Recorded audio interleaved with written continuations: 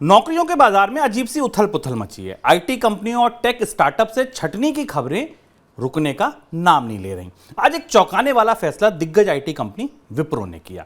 विप्रो ने उन फ्रेशर्स का वेतन आधा कर दिया जिन्होंने मार्च में ही कंपनी को ज्वाइन किया था। पहले फ्रेशर्स से कहा गया कि आपको 6.5 लाख रुपए का सालाना पैकेज दिया जाएगा, लेकिन बाद में मेल भेजकर यह कह दिया गया आप 3.5 लाख रुपए में काम करने को तैयार हैं तो तुरंत ज्वाइनिंग कर लीजिए, वरना इंतजार कीजिए।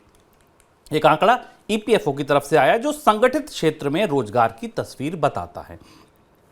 यहां भी आंकड़े अच्छे नहीं हैं। दिसंबर के दौरान लगातार तीसरा ऐसा महीना था जब पहली बार नौकरी ज्वाइन करने वालों का जो रजिस्ट्रेशन होता है, जो एनरोलमेंट होता है, जो यूएएन नंबर बनता है, उसका आंकड़ा 10 लाख से नीचे रहा।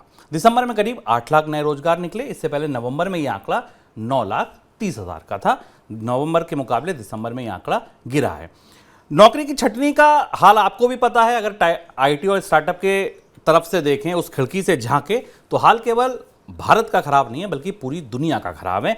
यह आंकड़ा आज पता चला कि दुनिया भर की टेक कंपनियों ने करीब 84,000 लोगों को नौकरी से निकाला है। और इसमें छोटी मोटी कंपनियां नहीं, देश की दिग्गज कंपनियां, चाहे गूगल हो, चाहे एप्पल हो, माइक्रोसॉफ्ट हो, तमाम बड़ी कंपनियों की तरफ से ये खबरें आ रही हैं। सर, पहला सवाल मेरा विप्रो की तरफ से है, देश की दिग्गज कंपनी, बड़ी कंपनी, ये फैसला क्या बताता है?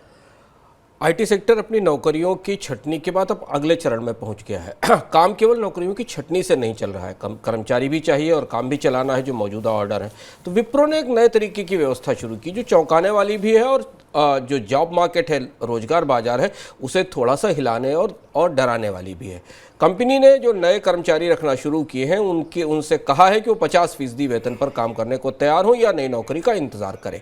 देश की सबसे बड़ी आईटी कंपनियों में अगर एक बार रुख शुरू हुआ तो बाकी कंपनियां भी इसी तरफ आगे बढ़ती दिखाई देंगी। आपको यह ध्यान रखना ज़रूरी है कि भारतीय बाजार में फॉर्मल जॉब्स में, औपचारिक जॉब्स में जो बेंचमार्क है सबसे अच्छी नौकरियों का, वो आईटी कंपनियों से ही शुरू होता है। और यह भारत में पिछले 10 साल में जितने भी अच्छे जॉब्स निकल कर आए हैं वो या तो आईटी सेक्टर से आए हैं या बीएफएसआई सेक्टर से निकल कर आए हैं, बैंकिंग या फाइनेंशियल सर्विसेज से। अब अगर सूचना तकनीक कंपनियां, खासतौर से स्टार्टअप नहीं, जो मेन स्ट्रीम की सूचना तकनीक कंपनियां हैं जो सॉफ्टवेयर सर्विसेज प्रोवाइड करती हैं, ऐसी कंपनियां अगर इस तरीके के तरीकों से आगे बढ़ेंगी तो इसका असर हमें बाकी व्यापक जॉब मार्केट पर दिखाई देगा। और यहाँ से हमें 2 महत्वपूर्ण संकेत मिलते हैं भविष्य के रोजगारों के लिए। पहली चीज़ तो ये कि कंपनियां इसके सहारे बाजार में जो बेंचमार्क कॉस्ट ऑफ एम्प्लॉयमेंट है उसे कम करना चाहती हैं, यानी उसे नीचे लाना चाहती हैं। 6 लाख रुपए से घटाकर 3.5 लाख रुपए देने की बात थी। अब कोशिशें, उम्मीदें की जाती है कि इंक्रीमेंट्स आएंगे या बढ़ोतरी होगी, उसे वो नीचे लाना चाहती हैं। इसका नतीजा ये होगा कि भारत में जो औसतन एक फ्रेशर को आईटी सेक्टर में मिलने वाली नौकरी है उसके वेतन का स्तर नीचे हो जाएगा, जैसा संकेत विप्रो की रणनीति देती है। और चूंकि बाजार में कॉम्पिटिटर्स को जॉब मार्केट में फॉलो किया जाता है तो बाकी कंपनियां भी ऐसा ही करने की कोशिश करेंगी।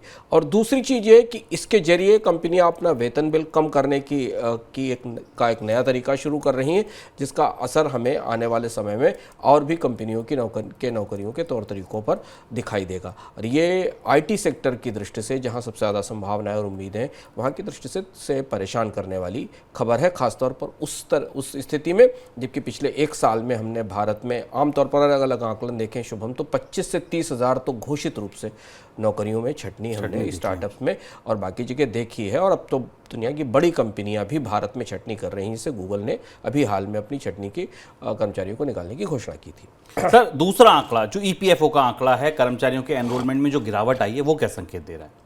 भारत में औपचारिक नौकरियां बहुत कम हैं और औपचारिक नौकरियों के आंकड़े भी बहुत ज़्यादा मिलते नहीं हैं, सीमित हैं। ये माना जाता है कि एम्प्लॉयज़ जो प्रोविडेंट फंड ऑर्गेनाइजेशन है, ईपीएफओ है, उसमें जितने कर्मचारी इनरोल होते हैं या जितने कर्मचारियों की संख्या बढ़ती है, ये इस बात का संकेत है कि नौकरियां बढ़ रही हैं, फॉर्मल जॉब्स बढ़ रहे हैं। फॉर्मल जॉब्स का मतलब ये कि हम भारत में बहुत पुरानी परिभाषा फॉर्मल जॉब्स की इस्तेमाल करते हैं। फॉर्मल जॉब्स का मतलब ये है कि जहाँ पर कर्मचारी अपने भविष्य के लिए सुरक्षित भविष्य निधि में कंट्रीब्यूशन कर रहा है, उसे हम फॉर्मल जॉब मानते हैं या माना जाता है। जो ताज़े आंकड़े आए, आमतौर पर भारत में ऐसे कर्मचारियों की संख्या मासिक आधार पर 10 लाख के आसपास रहती थी, 1 मिलियन के आसपास। लगातार तीसरा महीना है जब ये संख्या 10 लाख से नीचे है और ये उस स्थिति में है जबकि भारतीय अर्थव्यवस्था में अक्टूबर, नवंबर, दिसंबर से लेकर अभी तक थोड़ी सी बेहतरी दिखाई दे रही है। माना जा रहा है कि इकोनॉमी में डिमांड है, कामकाज बेहतर हो रहा है, पर उसकी वो परिस्थिति यहाँ दिखाई नहीं देती। ये नंबर ऐसे निकलता है, इस संख्या को कर्मचारी छोड़ने वाले कर्मचारियों और जो जोड़े गए कर्मचारी हैं, नए जोड़े गए कर्मचारी हैं, उनके अंतर के आधार पर निकालता है। इससे संकेत ये है कि एक, नई नौकरियां नहीं आ रही हैं कंपनियों में, इसलिए नए कर्मचारी इनरोल नहीं हो रहे हैं, पंजीकृत नहीं हो रहे हैं प्रोविडेंट फंड में। और दूसरा, जो है पंजीकृत वो भी बाहर निकल रहे हैं, यानी वो नौकरियां समाप्त हो रही हैं या वो बाहर जा रहे हैं।